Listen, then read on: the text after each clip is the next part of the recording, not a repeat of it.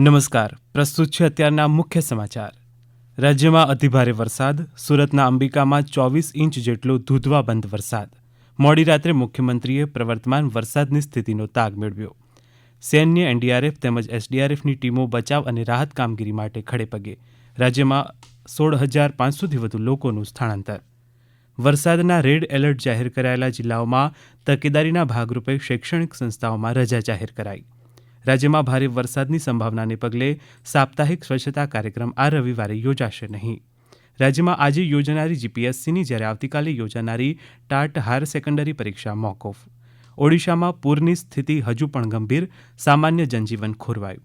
પૂર્વ રાજસ્થાન, મધ્ય મહારાષ્ટ્ર, દરિયાકાંઠાના કર્ણાટક, દક્ષિણ આંતરિક કર્ણાટક, કોંકણ, ગોવા, કેરળ અને માહેમાં આજે ભારેથી અતિભારે વરસાદની આગાહી. રાષ્ટ્રપતિ દ્રૌપદી મુર્મુએ જાહેર પરીક્ષાઓ સુધારા વિધેયક 2026ને મંજૂરી આપી. પ્રધાનમંત્રી નરેન્દ્ર મોદી આજે આંધ્રપ્રદેશમાં 18,000 કરોડના વિવિધ વિકાસ પરિયોજનાઓનું ઉદ્ઘાટન અને ખાતમુહૂર્ત કરશે. કેન્દ્રીય ગૃહમંત્રી અમિત શાહ આજે પુણેમાં એક કાર્યક્રમમાં રાષ્ટ્રીય સુરક્ષા સલાહકાર અજીત ડોભાલને લોકમાન્ય તિલક સ્મારક રાષ્ટ્રીય પુરસ્કાર અર્પણ કરશે.